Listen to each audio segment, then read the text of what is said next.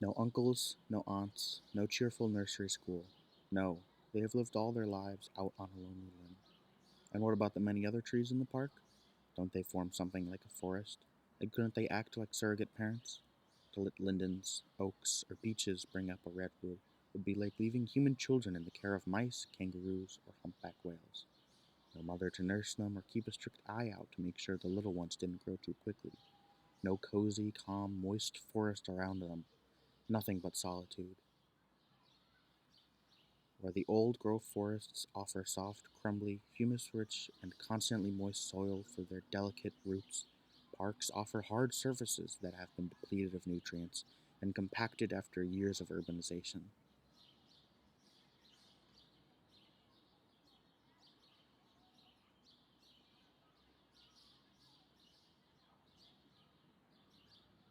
What's more, members of the public like to walk up to the trees, touch their bark, and relax in the shadow of their crowns.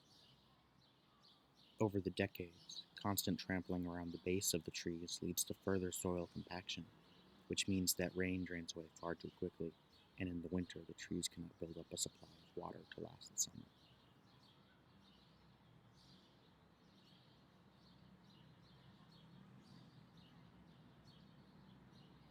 The topmost branches wither away, and no matter how hard the trees try to grow up again, they have reached the end of the road.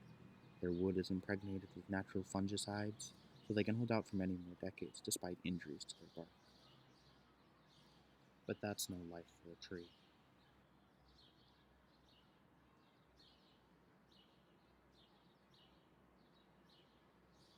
Thick branches are sawn off when they're too close to the ground.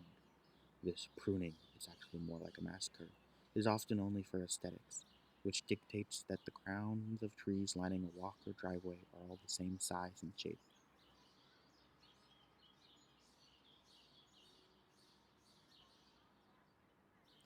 Urban trees are the street kids of the forest, and some are growing in locations that make the name an even better fit, right on the street.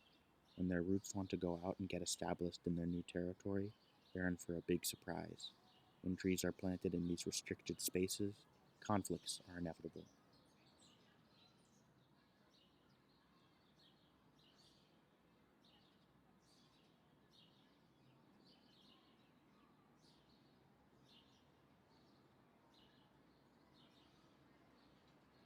There is no remedial support for the trees, only for the pipes which are now reburied in especially well tamped down soil so that the tree roots can no longer find a footing there.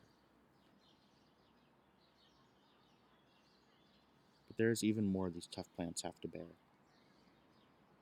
The urban microclimate is heavily influenced by heat inducing asphalt and concrete, whereas forests cool themselves on hot summer nights. Streets and buildings radiate the heat they soak up during the day, keeping temperatures elevated. Radiated heat makes the air extremely dry. Not only that, but it's full of exhaust fumes, nothing a tree would want to breathe. At the end of the day, the stresses the trees must bear are so great that most of them die prematurely. Even though they can do whatever they want when they're young, this freedom is not enough to compensate for the disadvantages they face later in life. One consolation is that because streets and pathways are often planted with rows of the same species of trees, at least they are able to communicate with other members of their species.